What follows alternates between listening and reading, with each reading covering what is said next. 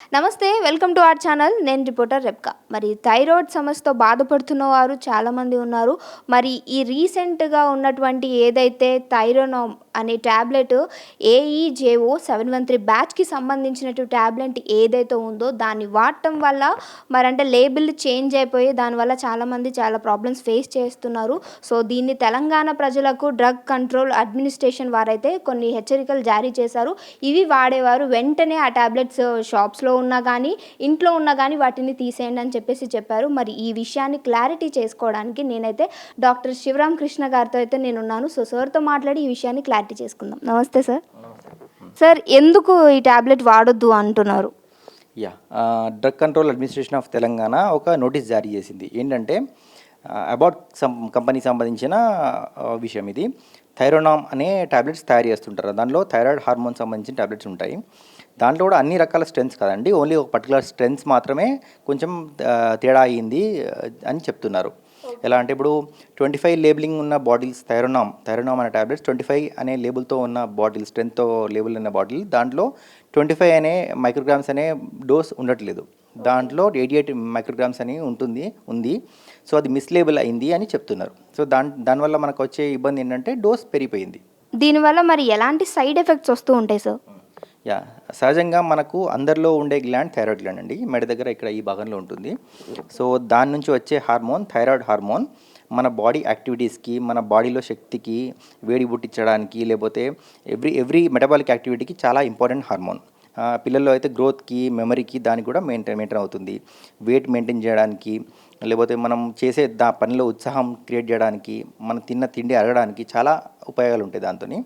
అయితే కొంతమందికి ఈ మధ్యకాలంలో చాలామందికి థైరాయిడ్ హార్మోన్ లెవెల్స్ చెక్ చేసుకుంటే ప్రాబ్లం వస్తుంది. సో సప్లిమెంట్స్ వాడుతున్నారు.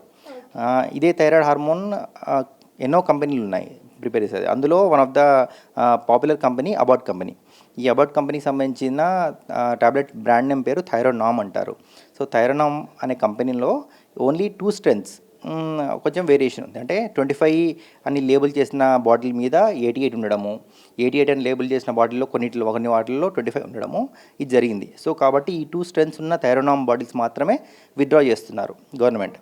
సో వేరే స్ట్రెంత్స్ ఉన్న వాటికి ఇక్కడ ఇబ్బంది లేదు, ఓన్లీ ఈ 2 స్ట్రెంత్స్లో మాత్రమే ఇబ్బంది ఉంది. సార్ ఒకవేళ ఈ 25 లేబుల్ ఉన్న బాటిల్ని 85 రేంజ్ ఉన్న వాళ్ళు వాడినట్లయితే ఎలాంటి ప్రమాదం ఉంది? ఒకవేళ 88 వాళ్ళు 25 వాడినట్లయితే వాళ్ళకి ఎలాంటి ప్రమాదం ఉండొచ్చు? సో ఇప్పుడు 25 వాడుతున్నారు ఒక పర్టికులర్ పేషెంట్ అనుకుందాం. సో వాళ్ళు 88 తీసుకున్నారు, తెలియకుండా 25 లేబుల్ ఉంది కానీ దాంట్లో 88 మైక్రోగ్రామ్స్ ఉంది. సో దానివల్ల ఏమవుతుందంటే కొంచెం డోసేజ్ ఎక్కువ అవుతుంది, మోతాదు ఎక్కువ అవుతుంది. దానివల్ల కొన్ని సిమ్టమ్స్ వస్తాయి, లైక్ చెమట్లు పెట్టడము, వేడి ఎక్కువ పుట్టడం, బాడీలో గుండె దడ తెలియడము, హార్ట్ బీట్ ఎక్కువ అవ్వడము. ముఖ్యంగా ఏంటంటే గుండె సంబంధించిన వ్యాధులు ఉన్న వాళ్ళకి చాలా ప్రమాదకరం. కాబట్టి వాళ్ళకి హార్ట్ రేట్ సడన్గా పెరిగిపోవచ్చు. సో హార్ట్ పేషెంట్స్ మాత్రం చాలా జాగ్రత్తగా ఉండాలి ఇట్లాంటి వాటిలో. అందుకే ఐ అర్జ్ పీపుల్ 25 అని 88 కానీ మైక్రోగ్రామ్స్ ఉన్న థైరోనామ్ బాటిల్స్ మాత్రం వాడకండి కొద్ది రోజుల వరకు, అంటిల్ అన్లెస్ అంటే స్టాక్స్ మొత్తం అయిపోయేంత వరకు.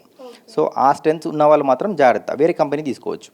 అంతవరకు ఆ ఒక 2 స్ట్రెంత్స్ ఉన్న మాత్రం వేరే కంపెనీ వాడచ్చు, సేమ్ స్ట్రెంత్. ఓకే సార్, ఒకవేళ ఇప్పుడు ఇది ఆల్రెడీ యూజ్ చేసిన వాళ్ళు ఉంటే వాళ్ళకి ఎలాంటి సిమ్టమ్స్ వస్తే వాళ్ళు హాస్పిటల్కి వెళ్ళాలి?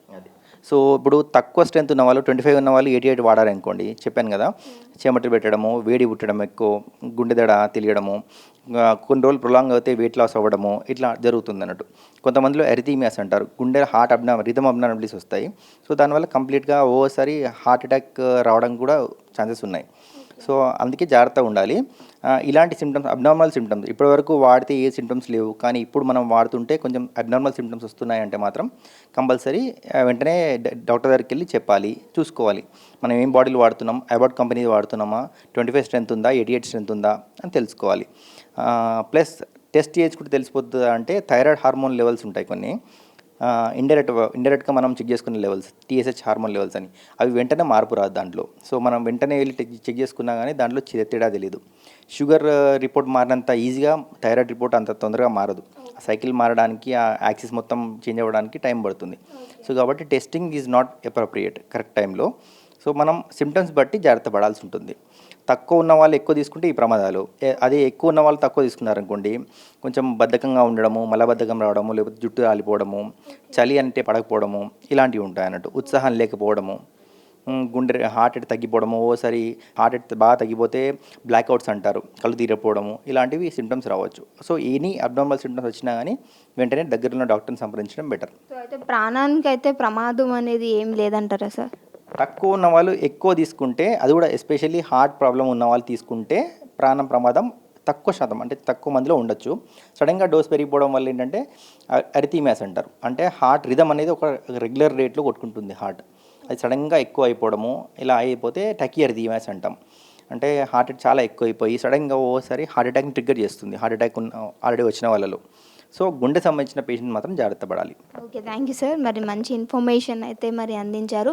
సో ఒకవేళ ఇలాంటి ప్రాబ్లమ్స్ ఎవరైనా ఫేస్ చేస్తున్నా, మీకు ఒకవేళ థైరాయిడ్ ఉంటే డెఫినెట్గా ఒకసారి మీరు వాడే ఆ టాబ్లెట్ని ఒకసారి చెక్ చేసుకోండి. ఇంకో వీడియోతో మళ్ళీ మీ అందరి ముందుకు వస్తాను. అంతవరకు నమస్తే.